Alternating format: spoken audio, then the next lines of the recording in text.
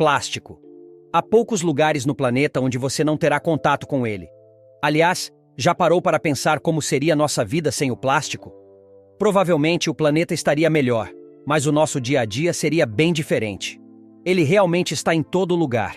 É difícil encontrar produtos que não contenham plástico. Mas de onde ele vem? E como ele está relacionado com bolas de bilhar explosivas? Bem, o termo plástico é bastante antigo e, como de costume, vem da Grécia. A palavra grega plastikos é usada para classificar um material que pode ser moldado por meio do calor ou pressão para criar outros objetos. Materiais como resinas de árvores e marfim. Mas o que realmente queremos saber é como surgiu o primeiro plástico sintético, aquele que é produzido em laboratório e que você pode encontrar em qualquer rio ou ilha deserta.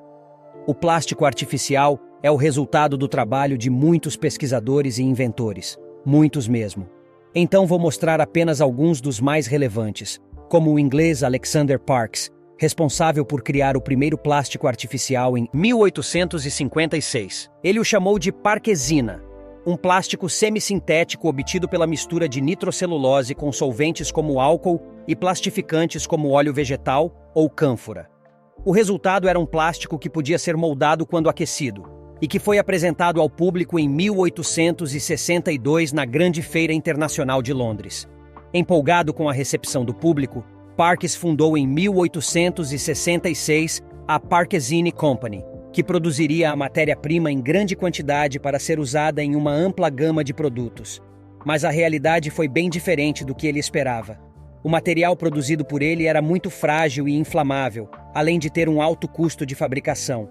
Em outras palavras, os custos cresceram mais do que as vendas e a empresa fechou as portas apenas 2 anos depois. Enquanto isso, na América, outro pesquisador chamado John Wesley Hyatt teve mais sucesso com um plástico semissintético que ele chamou de celuloide. E ele entrou no assunto de uma maneira bem curiosa, quando decidiu competir por uma recompensa de $10 mil oferecida por uma empresa de bilhar de Nova York.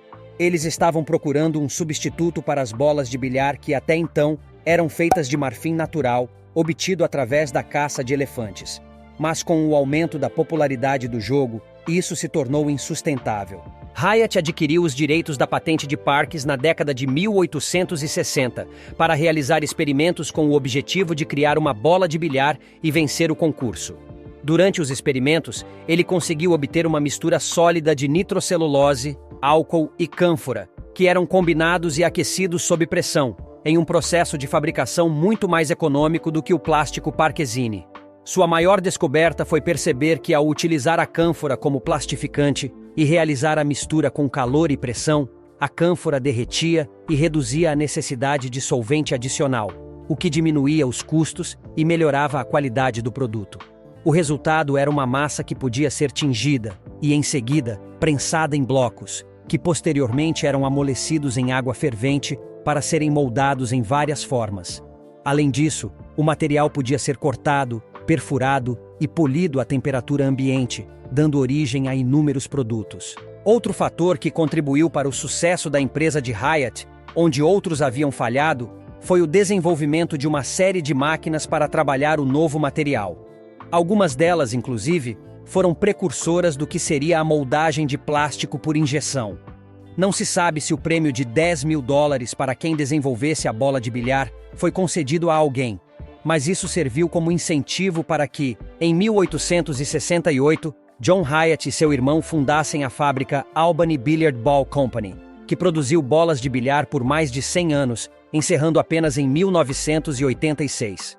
Em 1870, os irmãos obtiveram a primeira de muitas patentes relacionadas ao processo de fabricação do plástico, que eles comercialmente chamaram de celuloide. Esse material seria produzido por uma segunda empresa fundada pelos irmãos no ano seguinte, e seria utilizado por várias outras empresas na fabricação de brinquedos, pentes, botões, dentaduras e uma infinidade de produtos. No entanto, como toda empresa bem-sucedida, eles também enfrentaram alguns processos judiciais. Em 1875, o uso da cânfora pelos irmãos Hyatt foi motivo de disputa legal por parte de um inventor e empresário inglês chamado Daniel Spill, que era um ex-sócio da empresa falida de Alexander Parkes e, portanto, havia herdado várias patentes da empresa. Basicamente, ele alegava que a utilização da cânfora na produção do plástico era uma invenção dele. No final, a justiça decidiu que o pioneiro no uso da cânfora foi Alexander Parks, uma vez que ele havia realizado alguns experimentos com ela antes de todos eles. Alexander Parks também testemunhou a favor dos irmãos Hyatt. A decisão final foi que tanto Daniel Spill, que produzia um plástico chamado Shilonite, quanto os irmãos Hyatt, que produziam o celuloide, poderiam usar a cânfora em seus produtos. Alguns anos mais tarde, em 1882, um químico da empresa dos irmãos Hyatt descobriu que o solvente de acetato de amila permitia diluir o celuloide para produzir um plástico muito fino e flexível, que foi utilizado por pesquisadores da empresa Kodak na produção de filmes fotográficos. No entanto, esses filmes eram altamente inflamáveis e logo foram substituídos em 1930. Agora vamos falar sobre a nitrocelulose, também conhecida como nitrato de celulose, papel flash ou algodão pólvora. Sim, é exatamente o que você está pensando, é explosiva. Em 1846, o cientista alemão Christian Friedrich Schonbein descobriu que ao adicionar ácido sulfúrico e ácido nítrico ao algodão, ele produzia um material altamente explosivo, superior à pólvora e que não deixava fumaça no ar. Esse material era a nitrocelulose, que seria utilizada em armas e até mesmo como propelente de foguetes. Isso nos leva a uma curiosidade interessante. Lembra das bolas de bilhar feitas de plástico celuloide que continham nitrocelulose? Bem, se você estivesse jogando sinuca por volta de 1900, poderia acontecer de algumas bolas simplesmente explodirem por acidente, seja no impacto ou quando entrassem em contato com um cigarro na mesa.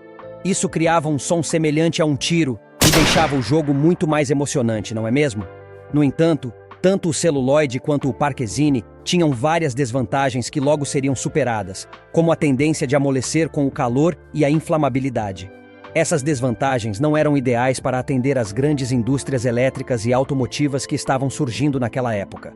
Esses problemas foram resolvidos em 1907 com a invenção da baquelite pelo pesquisador belga Leo Hendrik Baekeland, que havia se estabelecido nos Estados Unidos desde 1889. A baquelite é considerada o primeiro polímero 100% sintético, sendo um plástico barato, não inflamável e altamente versátil, que se tornou um grande sucesso de vendas. No entanto, essa não foi a única grande invenção de Baekeland. Assim que ele se mudou para os Estados Unidos em 1889, ele patenteou algumas invenções, incluindo um papel fotográfico que podia ser revelado sob luz artificial, chamado Velox.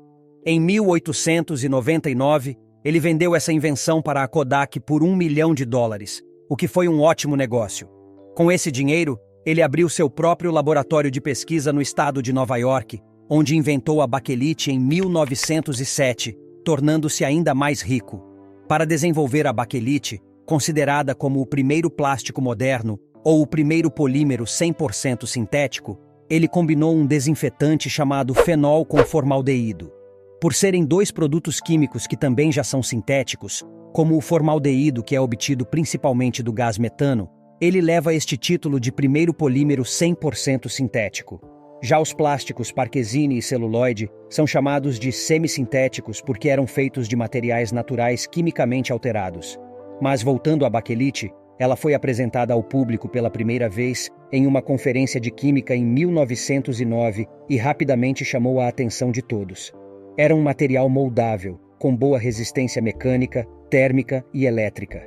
Resistia bem até a ácidos e, principalmente, tinha um baixo custo de produção. Tantas qualidades permitiam que ela pudesse ser utilizada em uma infinidade de produtos. Tanto é que a baquelite foi comercializada com o seguinte slogan: o material para milhares de usos. Um sucesso que foi o estopim para o desenvolvimento de uma série de resinas sintéticas que viriam e que revolucionaram a economia moderna, inaugurando a era do plástico. Bem, do ponto de vista ambiental, ele é um desastre, levando centenas de anos para se decompor no meio ambiente. Mas do ponto de vista tecnológico, ele é uma maravilha moderna. O plástico é um polímero, e um polímero é uma macromolécula, uma grande molécula composta por uma longa cadeia de moléculas menores e repetidas chamadas de monômeros. São moléculas compostas de carbono, que às vezes têm outros elementos nelas e que se prolongam bastante. Então, o poli no nome polímero significa muitas, E mero significa partes, muitas partes. E, para variar, este nome também vem do grego. Bem, como você pode imaginar, os polímeros compõem uma classe enorme de moléculas que vão muito além dos plásticos. Muito mesmo. Se dividirmos eles em polímeros naturais e sintéticos, nos naturais podemos citar a celulose presente nas plantas, a borracha natural, a lã, a seda, o marfim, o amido, o colágeno, a queratina, o DNA. Já nos sintéticos podemos citar o polietileno, que é um dos plásticos mais baratos e presente em praticamente todo o lugar, como nas sacolas de supermercado e em embalagens de produtos. Tem também o PVC, policloreto de vinila, muito utilizado na construção civil. O poliestireno, usado em muitos produtos como no famoso isopor. O nylon, enfim, os polímeros sintéticos estão em praticamente todos os produtos industrializados que consumimos. Você deve ter vários aí com você agora mesmo.